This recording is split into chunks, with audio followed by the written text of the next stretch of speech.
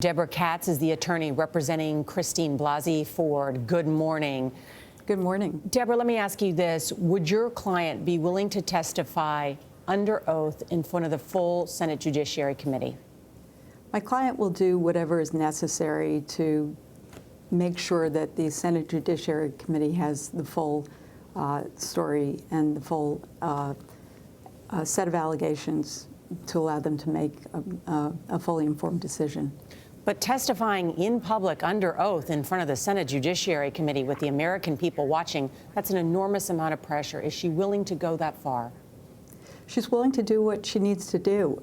She is willing to hopefully tell her story in a manner that is a fair proceeding. Unfortunately, what we're already hearing this morning is that the Republicans intend to play hardball. They intend to grill her. This is not an exercise that is designed to get at the truth. This is an exercise that's designed to terrify somebody who's already been traumatized. Why does your client believe that Judge Kavanaugh's alleged behavior in high school disqualifies him from becoming a Supreme Court justice? She hasn't taken that position. She came forward to tell her representatives about a very traumatic event that occurred to her that the nominee committed. She believes it bears on his character, but she has not taken a position that he should not be confirmed. You say that the Republicans are going to try to grill your client. Explain your sense then of we're in this complicated place right now, and with this particular story where when allegations are made, it's very important for everybody to take those quite seriously. On the other hand, there is an inquiry process that has to take place to find out what the truth of things are.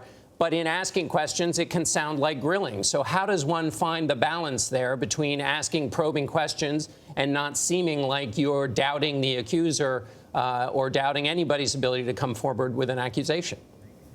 I think intention matters. I think if we are trying to really engage in an inquiry to get at the truth, a highly politicized environment such as the one we're in is not designed to do that.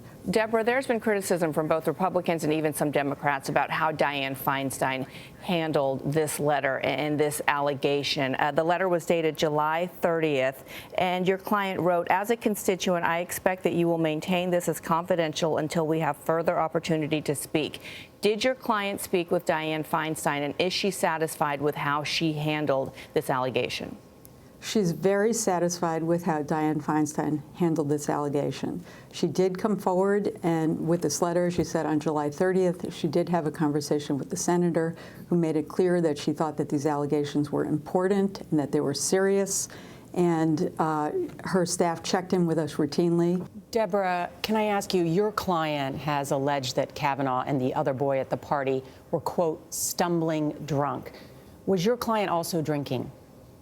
My client had a beer. She was not stumbling drunk. The men were stumbling drunk, and one only needs to look at the writings of Mark Judge, who was the other person present, to know that he wrote about how stumbling drunk he and other members of Georgetown Prep were repeatedly, routinely. This was part of their culture.